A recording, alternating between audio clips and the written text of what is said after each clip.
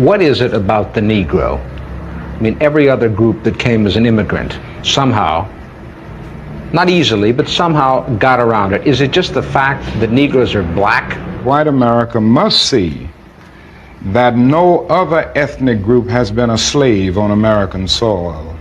That is one thing that other immigrant groups haven't had to face. The other thing is that the color became a stigma. American society made the Negro's color a stigma. America freed the slaves in 1863 through the Emancipation Proclamation of Abraham Lincoln, but gave the slaves no land or nothing in reality, and as a matter of fact, to get started on. At the same time, America was giving away millions of acres of land in the West and the Midwest, which meant that there was a willingness to give the white peasants from Europe an economic base.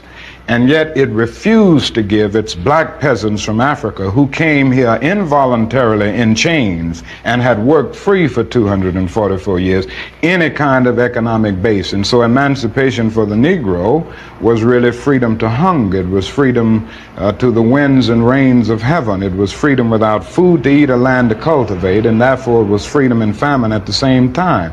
And when white Americans tell the Negro to lift himself by his own bootstraps, they don't look over the legacy of slavery and segregation. I believe we ought to do all we can and seek to lift ourselves by our own bootstraps, but it's a cruel jest to say to a bootless man that he ought to lift himself by his own bootstraps. And many Negroes, by the thousands and millions, have been left bootless as a result of all of these years of oppression and as a result of a society that deliberately made his color a stigma and something worthless and degrading.